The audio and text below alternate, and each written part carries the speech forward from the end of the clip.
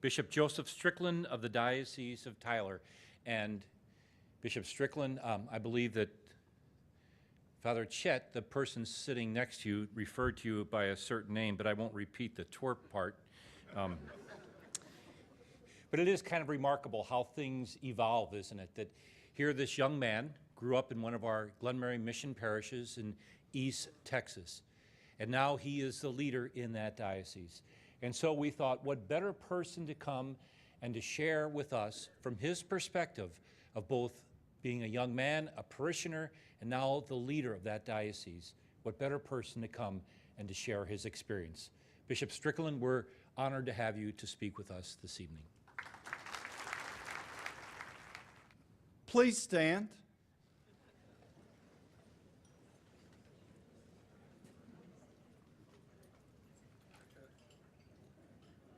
And I simply ask you to applaud Father Bishop and the Glenmary Home Missioners.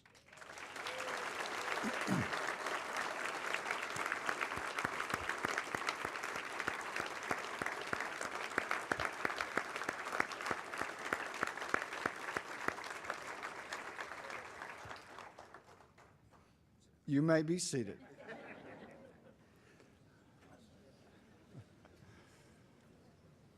I thought that would be very appropriate. And I thought also a lot of us could probably use a little stretch break.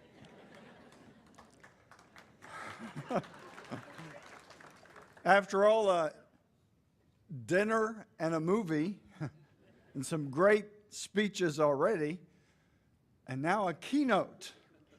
And you're probably hoping and praying that keynote doesn't mean long. Well, we'll try to answer your prayers. What I'd like to ask you to do now is to take those beautiful programs you have and open the cover to the inside of that cover page. Just take a moment to look at those beautiful children. I especially like the guys standing up and asking Father, can we go play now?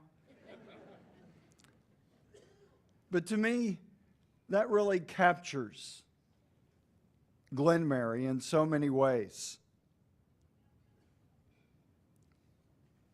Go and teach the children. And we're all the children of God. Certainly those little twerps, I guess, Father Chet would say, in the most loving way. I knew Father Chet as Chet Artie. That Artashevitz wasn't what I learned. At about the age of that little toe-headed kid, it's toe-headed now. It was almost black at that age. But I knew Father Chet when he wasn't Father Chet. And the Glenmary, as you know, the Glenmary Home Missioners, like Catherine so beautifully spoke of, they established St. Catherine's in Atlanta, Texas, where thankfully my sister Monica and her husband Monica and George Frost, are here this evening, still parishioners of St. Catherine's in Atlanta, still a thriving Catholic community. My Glenmary story begins in East Texas, near a little town called Clarksville, and in Sydney, Australia, a long way from Clarksville, Texas. It begins with my father, born in the Clarksville area, born to a Southern Baptist family, and my mother, born to a good Irish Catholic family in Sydney, Australia. They met during the Second World War and moved to Texas. And in 1963, we moved to Atlanta. My father by then had converted to the Catholic faith. And my mother's first question, that I'm sure my sister Monica may have actually heard her ask, I may have heard it, but I was probably, I was 4 years old, so I probably don't remember. But she said, when my father told her we were moving to land, 100 acres outside of Atlanta, Texas. Atlanta was the city for us. We lived out in the country. But when we moved there, my mother's question was, is there a Catholic church? And my father's wise response, because he really wanted to move to this land, was, there will be. And I think that I mention that story specifically because isn't that what the founder of Glenmary said, Father Bishop? In all those places where there weren't and aren't Catholic churches and Catholic communities, Father Bishop said, there will be. And Catherine and I and so many others have benefited from that vision that began 75 years ago. Being blessed to grow up in a small Catholic community, Catherine and I have to boast, we were at least 4% Catholic in Cass County, where Atlanta is. But I have often told people that when there were 6 kids in my family, we have one brother that died as an infant, but 6 of us moved to Atlanta. And I often say when we moved there, we doubled the Catholic population of the town. Many of you can relate to that, and it really wasn't far from the literal truth. The Stricklands and the Garretts were pretty much it. As I've mentioned, I was a toddler or a little bit before school, so I don't know exactly how my father did it, but I know that Glenmary was the community that came. And we started, my earliest memories of Mass were in the City Hall there in Atlanta, actually across the street from where St. Catherine's was eventually built. And I thought that as a kid, everyone went to Mass and then folded up the altar and it turned back into a city hall. I didn't realize that wasn't the norm. But the Glenmary priests that served us, and I want to mention their names because those men inspired my vocation, as with so many priests. Our vocations are inspired by the priests that are serving. And my earliest memories, and I believe the ones that began to come to the City Hall, were John Gary, Jim Dell. Then, I think in a beautiful happenstance, my sister Monica and her husband George were the first wedding at St. Catherine's performed by Father Ed Haggerty. As an engaged, almost to be bride, my sister was a little nervous because we had no priest for a brief time there, and Father Haggerty showed up kind of like Catherine's story. It probably wasn't exactly that way, but almost. Oh, Father Haggerty, welcome. You got a wedding on Saturday.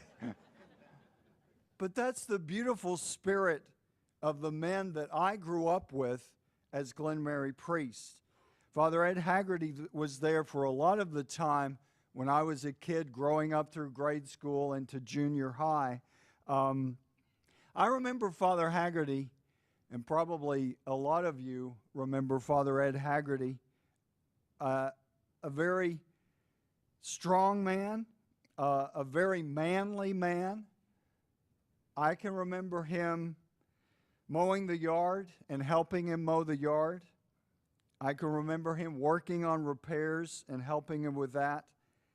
He showed me a model of priesthood that, as Father Steve mentioned, it goes beyond.